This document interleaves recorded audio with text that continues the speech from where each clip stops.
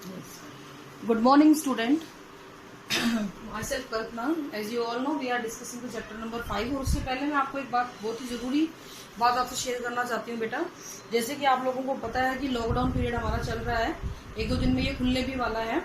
हो सकता है कि हमें बाहर जाने की इजाजत मिले, मार्केट में जाने की इजाजत मिले, हो सकता है हमें शॉपिंग करने के लिए भी अलाउ कर दिया जाए, लेकिन आपको ये जरूरी होता है कि आप लोग उस चीज को थोड़ा सा ध्यान रखें, हमेशा अपना मास्क जो है वो वेयर करें। हो सकता है तो ग्लव्स भी पहन के जाएं। देखो बेटा, नहीं ध्यान रहता है, हाथ इधर उधर लग जाते हैं किसी चीज पे, हो सकता है कोरोना हाथों में लग जाए।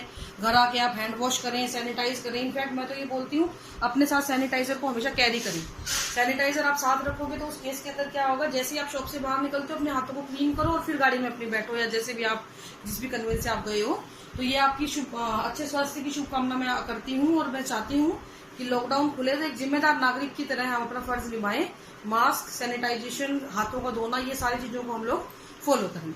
ठीक है, उसके बाद हम आज बेटा टॉपिक स्टार्ट करते हैं, the chromosomal theory of inheritance. इसके कुछ फीचर्स हैं जो मैंने यहाँ लिखे हुए हैं। उससे पहले इसका एक बेसिक नॉलेज है वो मैं आपको देना चाहती हूँ।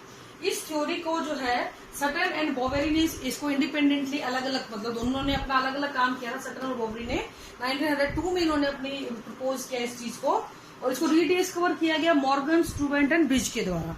और इन्होंने क्या बात बोली, इन्होंने बोला कि जब भी हेरिडिटी इंफॉर्मेशन एक जनरेशन से दूसरी जनरेशन की तरफ जाती है तो उसको लेके जाने वाले जो कौन होते हैं, हेरिडिटी व्हीकल कौन होता है, क्रोमोसोम होता है। तो हेरिडिटी व्हीकल्स बोला गया किसको, क्रोमोसोम्स को। उन्होंने बोला कि क्रोमोसोम जो होते हैं वो हेरिडिटी को आगे से आगे एक जनरेशन से दूसरी जनरेशन पे लेकर चला जाता है, जिसकी वजह से ऑर्गेनिज्म अपने पेरेंट्स जैसा दिखना शुरू हो जाता है, या ऑर्गेनिज्म को के पास जितनी भी जेनेटिक इंफॉर्मेशन उसके पेरेंट की है वो पहुंच जाती है। दूसरी इंपॉर्टेंट चीज जो इन्होंने ऑब्जर्व करी वो इन्होंने ये बोली कि जो फैक्टर बोले गए थे मेंडल के द्वारा, या जिनको बाद में हमने जीन बोला था, उन्होंने बोला कि जीन जो होता है ना, जीन नहीं जाता है, जीन को लेके जाने वाला कौन होता है, क्रोमोसोम होता है। जीन को लेके जाने वाला कौन होगा, क्रोमोसोम होगा। क्रोमोसोम लिखा ही हुआ हमने नाम, ठीक है। तो जीन को ले जाने वाला कौन है, क्रोमोसोम है। तो क्रोमोसोम खुद नहीं, जीन खुद चलकर नहीं जाएगा, उसको ले जाने वाला है क्रोमोसोम। तो बेसिकली उन्होंने क्रोमोसोम पे बहुत ज्यादा एम्फेसिस किया, बहुत ज्यादा उस पर जोर दिया। उन्होंने बोला जी क्रोमोसोम के ऊपर जीन है, और जब क्रोमोसोम ट्रांसफर होता है तो जीन भी ट्रांसफर साथ साथ हो जाता है, फैक्टर्स भी ट्रांसफर साथ साथ हो जाते हैं। हालांकि बात कोई बहुत लंबी चौड़े फर्क नहीं है इन चीजों के अंदर, लेकिन फिर भी उन्होंने इस चीज को अलग से बताया कि जी क्रोमोसोम है जो भी है, ठीक है। मॉर्गन, स्टूवेंट और ब्रिज ने इसके बाद इसको रीडिस्कवर किया, और कुछ ऐसी ही ऑब्जर्वेशन उनकी भी आई कि जी हाँ, क्रोमोसोम ही है जो चीजों को या हेरिडिटी इंफॉर्मेशन को लेके जाते हैं और एक जनरेशन से दूसरी जनरेशन तक इंफॉर्मेशन को पास ऑन करने का काम करते हैं। They are the hereditary vehicle, ठीक है।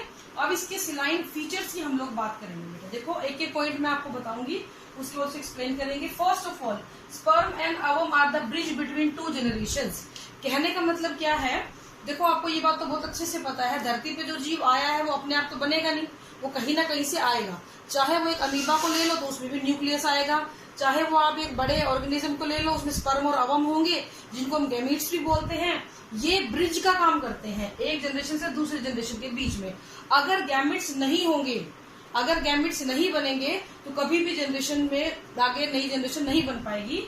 तो स्पर्म और ओवम क्या है, ब्रिज का काम करते हैं। नेक्स्ट चीज, दोनों ही इक्वली पार्टिसिपेट करते हैं, यानी कि स्पर्म का जेनेटिक मटेरियल और ओवम का जेनेटिक मटेरियल, स्पर्म के क्रोमोसोम और ओवम के क्रोमोसोम दोनों ही इक्वली पार्टिसिपेट करेंगे। ऐसा नहीं है कि स्पर्म वाले पार्टिसिपेट कर रहे हैं, हमने बहुत सारी प्रपोज थ्योरी पढ़ी थी कि जी आदमी से ही सब कुछ बना है, ऐसा नहीं है, फीमेल का भी उतना ही कॉन्ट्रीब्यूशन होता है। Sperm and ovum provide nuclear part. और देखो स्पर्म और ओवम का कौन से हिस्से यूज किए जाते हैं, अगर आपको डायग्राम थोड़ा ध्यान हो, सेकेंडरी उस साइड का हमने बनाया था, तो स्पर्म का जो हेड पार्ट होता है उसमें न्यूक्लियर मटेरियल था, टेल उसकी बाहर जाती है, टेल ओवम के अंदर नहीं जा पाती है। तो स्पर्म का न्यूक्लियस और ओवम का न्यूक्लियस यही पार्टिसिपेट करते हैं। और सबसे बड़ी बात, न्यूक्लियस कंटेन द क्रोमोसोम। छोटी क्लासेस में पढ़ के आए हो आप, अपने 11th में भी पढ़ा है, आपने 9th में भी पढ़ा है, तो उससे छोटी क्लास 8th में भी आपने न्यूक्लियस के बारे में पढ़ा है। तो न्यूक्लियस के अंदर हम बोलते हैं क्रोमोसोम प्रेजेंट होते हैं। This chromosome occurs in pair in symmetric cells. Important चीज है ये, बहुत सारे बच्चों को इसी में कंफ्यूजन रहता है, सिमेट्रिक सेल और जर्मिनल सेल। देखो बेटा, सिमेट्रिक सेल वो होती है जो हमारी नॉर्मल बॉडी के अंदर मिल रही है, इसको हम लोग 2n से डिनोट करते हैं, यानी कि क्रोमोसोम आकर्षित पेयर, जोड़े में मिल रहा है क्रोमोसोम। जबकि जर्मिनल सेल को हम लोग गैमीट बोलते हैं, ठीक है। तो जिस भी चीज को आपने गैमीट बोला वो आपकी जर्मिनल सेल है। और इसके अंदर जो क्रोमोसोम होंगे वो कैसे होंगे बेटा, half the number of chromosome होंगे। Half the number of chromosome का फायदा क्या है वो मैं आगे बताऊंगी आपको, क्यों इनको हाफ किया गया। क्रोमोसोम रिटेन देयर नंबर, सो ये नो नहीं है बेटा, ये नंबर है। नंबर, स्ट्रक्चर एंड इंडिविजुअलिटी, ये अपने नंबर्स को मेंटेन करते हैं, ये सबसे इंपॉर्टेंट चीज है। रिटेन देयर नंबर, अपने स्ट्रक्चर को चेंज जल्दी से नहीं होने देते हैं, और अपनी इंडिविजुअलिटी बनाए रखते हैं, यानी कि एक यूनिट की तरह ये रहते हैं। इन्हें अपनी इंडिविजुअलिटी खत्म करना पसंद नहीं है, एक बेसिक यूनिट की तरह ये परफॉर्म करते हैं। ये कभी भी मिक्स नहीं होते, ये कभी भी होते नहीं हैं। लेकिन इन केस कोई म्यूटेशन हो जाए, ये लॉस हो जाए, तो इनसे रिलेटेड डिसऑर्डर हो जाएंगे बॉडी के अंदर, हम पढ़ेंगे उन डिसऑर्डर के बारे में भी। तो ये ज्यादातर कोशिश करते हैं कि ये ना तो मिक्सअप हो किसी के साथ, घुल मिल जाए, या फिर ये गुम जाए या लॉस्ट हो जाए, ऐसा नहीं होता। Next, gametes contain only 1 chromosome not in pair, वो मैं बता चुकी आपको कि गैमिट्स के अंदर देखो, सोमैटिक सेल में पेयर में मिलेगा इसलिए 2n लिखते हैं, और गैमिट्स के अंदर ये पेयर में नहीं होता, तो इसके लिए हम लोग कैसे लिख देते हैं बेटा, इसको n लिख देते हैं, यानी नंबर ऑफ क्रोमोसोम क्या हो गया है, हाफ हो गया है। Now the homologous chromosome sign है। अब इंपॉर्टेंट बात कि फायदा क्या हुआ इन क्रोमोसोम का। होमोलोगस क्रोमोसोम क्या करते हैं, साइनेप्स करते हैं। साइनेप्स का मतलब होता है एक दूसरे के पास में आना क्रोमोसोम का। मियोसिस के दौरान पढ़ के आए हो आप ये सारी चीजें। एंड देयर सेपरेट करते हैं, एक दूसरे से अलग होते हैं, और इंडिपेंडेंटली क्या हो जाते हैं, असोर्ट हो जाते हैं, यानी कि अपने आप को अलग तरीके से शो भी कर सकते हैं। और सबसे इम्पोर्टेंट चीज यहाँ पे एक और आती है कि कुछ नहीं, मैक्सिमम इंडिविजुअल्स, जितने भी इंडिविजुअल हैं, इनके अंदर मैनी ऑर्गेनिज्म ऐसे हैं जिनके सेक्स भी कुछ से डिफाइन होता है बेटा, किसी एक पर्टिकुलर क्रोमोसोम से होता है, और उस क्रोमोसोम को हम बोलते हैं सेक्स क्रोमोसोम। और ये 2 होते हैं, एक्स और वाई, जेड डब्ल्यू, एक्सओ, ये कई सारी चीजें हम पढ़ेंगे अभी अगला टॉपिक जो हमारा होगा इसी पे बेस्ड होगा।